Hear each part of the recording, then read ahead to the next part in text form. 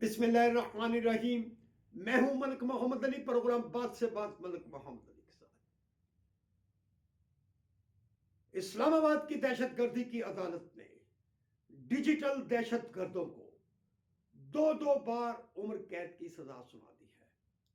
یہ ڈیجیٹل دہشت گرد کون ہے؟ ان میں صابر شاکر ہے، ان میں معید پیر زادہ ہے، ان میں عادل راجہ ہے، ان میں وجاہت سعید ہے، اور دیگر وہ گماشتے ہیں جو پاکستان پر بھونکتے تھے اور پاکستان کی جو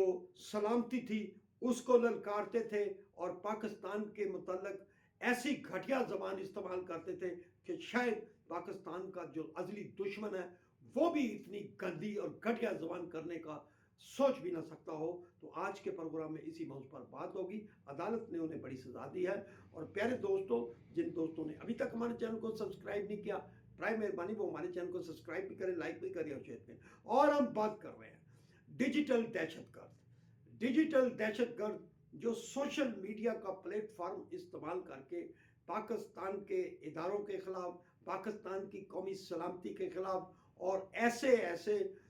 جو احباب جو حکومت سے جڑے ہوئے تھے یا پاکستان کی سلامتی اور امن کے لیے وہ کردار جو پاکستان کی سلامتی کے لیے چٹان کی طرح کھڑے ہوئے ہیں، جنہوں نے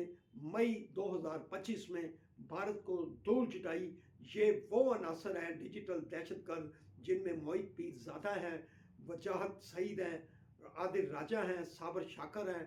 اور دیگر مہندی وغیرہ موجود ہیں۔ یہ وہ شخصیات ہیں جو پاکستان نے جنہیں بہت عزت دی تھی، انہوں نے عزت ہضم ہی نہیں ہوئی، اور یہ پاکستان سے بھاگ کر، پاکستان سے باہر بیٹھ کر پاکستان کے خلاف وہ گھٹیا پروپیگنڈا کرنے میں مصروف رہے، پاکستان کے چہرے کو مسخ کر کے پیش کرتے رہے دنیا کے سامنے۔ پاکستان کے اداروں کے متعلق انہوں نے کیا کچھ نہیں کیا، پاکستان کے اداروں کے متعلق ایسی گھڑ کر یہ سٹوریاں بیان کرتے تھے، لوگوں کی ذہن سازی کرتے تھے کہ پتہ نہیں پاکستان کے اندر کیا ہو گیا ہے، یا پاکستان کے یہ ادارے اپنی عوام کے ساتھ کیا کر رہے ہیں۔ یہ وہ ایسے گھٹیا پروپیگنڈے تھے جو پاکستان کو بہت زیادہ نقصان پہنچا رہے تھے۔ ایک طرف وہ دہشت گرد ہیں جو فتنہ الخوارج ہیں، فتنہ الہندوستان ہیں، جو پاکستان میں داخل ہو کر پاکستان کے عوام کے ساتھ ساتھ سیکیورٹی فورسز کے اداروں پر حملہ کرتے ہیں، اور پاکستان نے تاریخ میں یہ ایک تاریخ لکھی جائے گی کہ 2025 کے دوران پاکستان نے ان فتنہ الخوارج، فتنہ الہندوستان اور ان کے چیلوں کو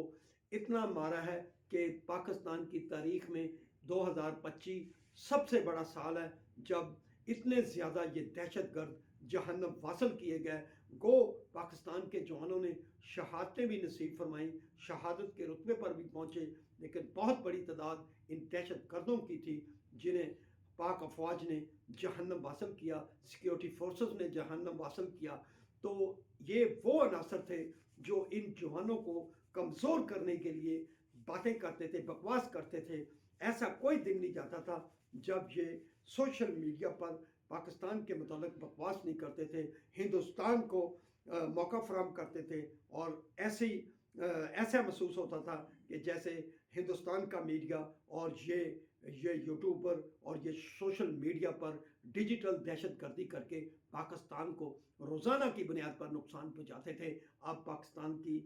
دہشت گردی کی ایک عدالت نے انہیں دو بار عمر قید کی سزا کا حکم سنایا ہے۔ ہم سمجھتے ہیں کہ یہ سزا دے دی، لیکن کچھ اور عناصر بھی موجود ہیں جو کہ اسی طرح کی سزاؤں کے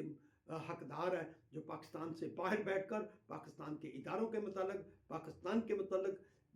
گھٹیا اور غلیظ پروپیگنڈا کرتے ہیں۔ بہرحال ہم سمجھتے ہیں کہ ان احباب کے ریڈ وارنٹ جاری کر کے انہیں پاکستان میں واپس لایا جائے، پاکستان کے ادارے انہیں اپنی تحویل میں لیں، یہ تاکہ آئندہ کسی کو بھی یہ موقع نہ ملے کہ پاکستان کے خلاف، پاکستان کی وحدانیت کے خلاف، پاکستان کی سلامتی کے خلاف، پاکستان میں امن کے خلاف یہ باتیں کرنے والے کوئی بھی ہو، انہیں ان کے کٹہرے میں لانا چاہیے۔ پاکستان ہے تو سب کچھ ہے، پاکستان ہی ان لوگوں کی پہچان تھا، لیکن انہوں نے پاکستان کا کھا کر اسی تھالی میں چھید کرتے رہے. بہرحال ہم سمجھتے ہیں کہ حکومت کو دیگر ایسے لوگوں پر بھی کڑی نظر رکھنی ہوگی جو کہ اس قسم کی حرکتیں کرتے ہیں. سلام پاکستان، سلام اوورسیز، اللہ حافظ.